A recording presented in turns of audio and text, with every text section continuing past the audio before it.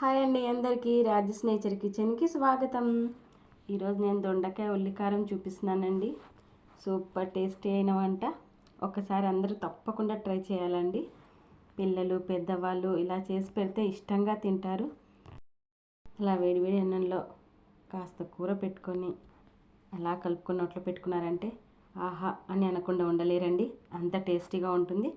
ఎలా చేయాలో చూద్దాము. శుభ్రంగా కడిగి పెట్టుకున్న దొండకాయల్ని పొడుగ్గా ఒక కాయ 4 ముక్కలుగా తరుక్కోవాలండి. ఆ తర్వాత తగిన ఉల్లిపాయలు, నువ్వులు, వెల్లుల్లిపాయలు, కరివేపాకు, ధనియాలు, మెంతులు, జీలకర్ర, చింతపండు తగినంత తీసుకోవాలండి. స్టవ్ పై కడాయి పెట్టుకొని తగినంత ఆయిల్ వేసుకోవాలండి. తర్వాత మెంతులు అలాగే జీలకర్ర, ధనియాలు కూడా వేసుకొని వేయించుకోవాలి. వేగిన తర్వాత తీసి పక్కన పెట్టుకోవాలి. అదే కడాయిలో మరి కాస్త ఆయిల్ వేసి ఉల్లిపాయలు వేసి వేయించుకోవాలి. ఉల్లిపాయలు కాస్త మగ్గిన తర్వాత చింతపండు వేసుకోవాలి. ఆ తర్వాత వెల్లుల్లి రెబ్బలు వేసుకొని వేయించుకోవాలి. ముందుగా వేయించి పెట్టుకున్న నువ్వులు రోట్లో వేసుకొని ఈ విధంగా మెత్తగా దంచుకోవాలి.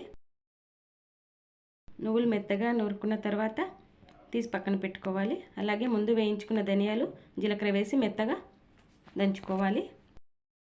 మెత్తగా దంచుకున్న తర్వాత ఉల్లిపాయ మిశ్రమం వేసి మెత్తగా నూరుకోవాలి. కొద్దిగా ఉప్పు అలాగే సరిపడినంత కారం వేసుకొని మెత్తగా నూరుకోవాలండి. ఉప్పు కారం అనేది తినే వాళ్ళ టేస్ట్ని బట్టి వేసుకోవాలండి. ఇప్పుడు కొంచెమే సాల్ట్ వేసాను కదా, తర్వాత మళ్ళీ చూసుకొని వేసుకుంటానండి. ఆ తర్వాత స్టవ్ పై ఒక కడాయి పెట్టుకొని తగినంత ఆయిల్ వేసుకొని దొండకాయ ముక్కలు వేసుకోవాలి.